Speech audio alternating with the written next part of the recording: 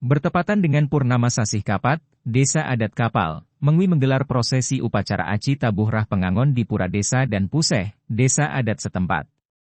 Prosesi Aci Tabuh Rah Pengangon diawali dengan peet, muspayang Aci Tabuh Rah Pengangon dan puncaknya saling lempar tipat bantal di Jaba Tengah dan di Jaba sisi Pura Desa dan Puseh. Aci Tabuh Rah Pengangon sendiri merupakan tradisi yang turun-temurun dilaksanakan oleh Krama Desa Adat Kapal secara konsisten setiap Purnama Kapat.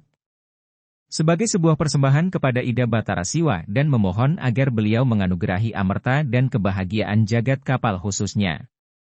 Diwujudkan dengan mempertemukan Purusa dan Predana disimbolkan tipat dan bantal, guna melahirkan kehidupan baru.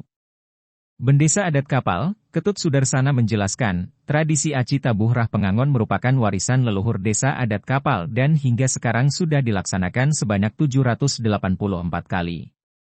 Tradisi ini muncul sejak tahun 1339 Masehi, zaman jagat Bali mula dipimpin oleh seorang Raja Ida Sri Astasuraratna Bumi Banten. Saat itu sang raja mengutus orang kepercayaan beliau untuk melihat keberadaan Pura Kahyangan di wilayah Bali. Tujuan pelaksanaan daripada upacara Aci Tabuh Rah Pengangon adalah untuk satu, meningkatkan solidaritas di antara kita bersama, khususnya masyarakat kapal. Yang kedua adalah untuk mohon kehadapan Tuhan Yang Maha Kuasa agar kita dilimpahkan kekuatan lahir batin dan sumber penghidupan agar masyarakat kita di Desa Adat Kapal ini bisa mencapai kemakmuran dan kesejahteraan. Ini pelaksanaannya keberapa aja? Pelaksanaan dari Aci Tabuh Rah Pengangon ini adalah yang ke-784 kali. Ini melibatkan berapa keramu?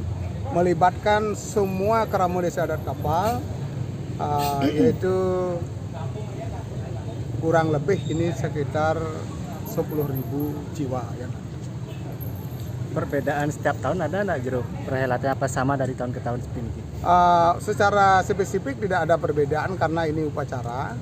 Namun dari segi waktu, dari segi aksesoris yang kita gunakan, kita bedakan sesuai dengan kepentingan pada tahun itu.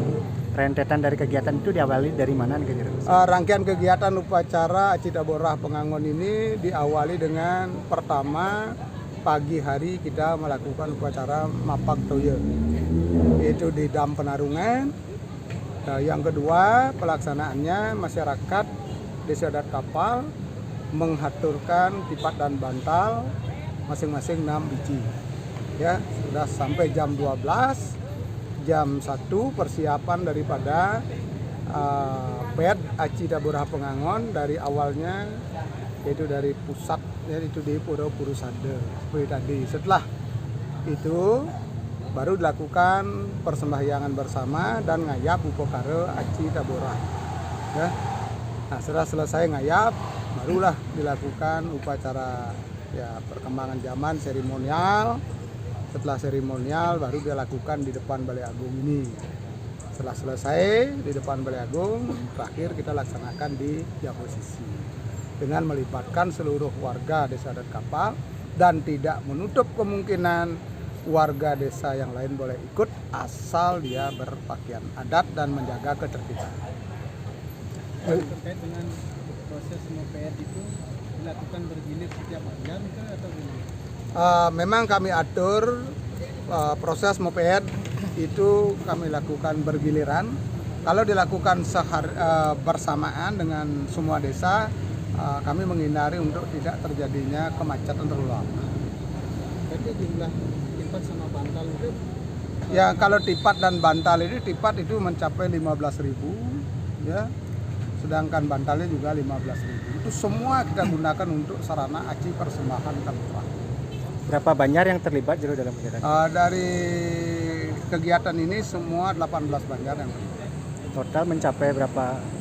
Kalau jumlah kakaknya itu mencapai sekitar 2.500 kakak. Ya. Nah, tentu yang hadir itu bukan kakak, semua warga masyarakat. Ya, semua warga. Mungkin saja satu rumah bisa 4 atau 5, sehingga jumlahnya bisa mencapai 15.000 jiwa yang datang. Ya.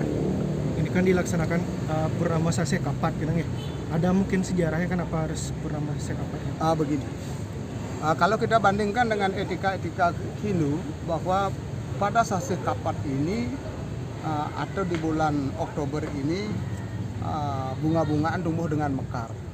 Nah, ini diasosiasikan bahwa kita dalam melaksanakan Aci Taborah Pengangon ini agar ide-ide yang brilian bisa tumbuh dengan pesat untuk memajukan desa.